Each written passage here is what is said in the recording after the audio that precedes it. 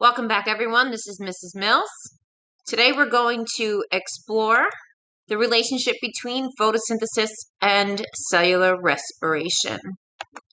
Today you will need your notes, a pen or pencil, and a highlighter. First, find this page in your workbook. Pause this video at any time. You should also try and find your photosynthesis index cards to manipulate on your desktop. First, let's take a look at the chemical equation to photosynthesis. Plants use carbon dioxide, water vapor.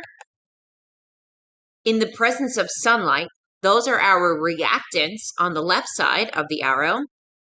And they use those reactants to produce oxygen and glucose for us.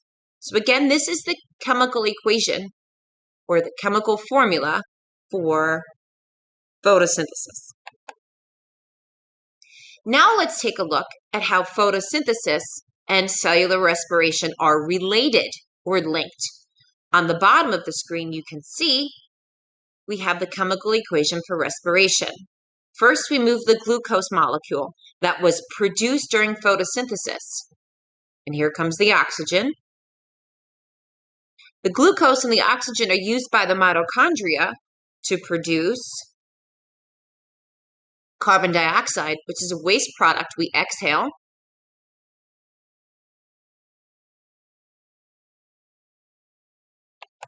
Water vapor, which is a waste product we exhale. And this is an energy releasing process. That energy molecule is known as ATP, and you see it on the right side of the equation. That energy was stored originally in this glucose molecule. So again, respiration is an energy releasing process.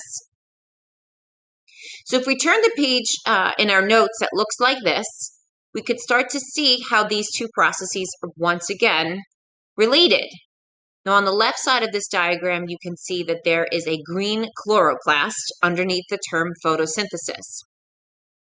When you analyze this diagram, you can see that the materials that go into photosynthesis come out over here, are produced in the middle of the page. And then they are used right here during cellular respiration. So what we're trying to show you is that the products of photosynthesis become the reactants to respiration. So let's see. First, let's label our organelles.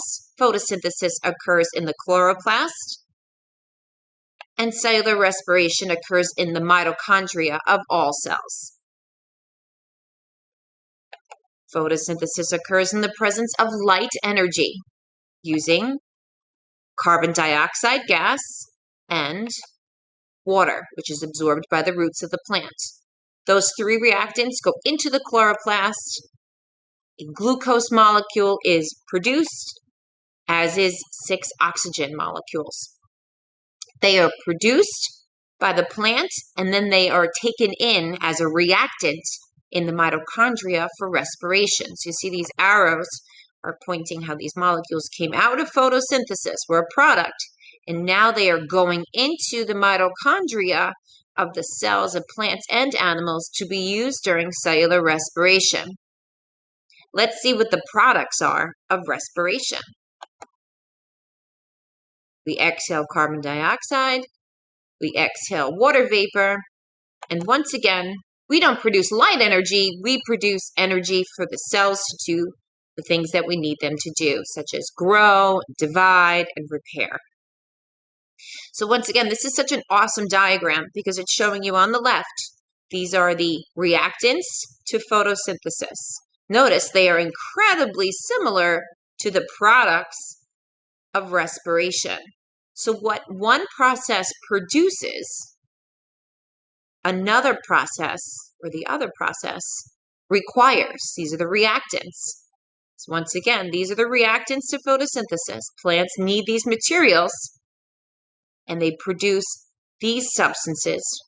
These are the products which become the reactants to respiration. All organisms use glucose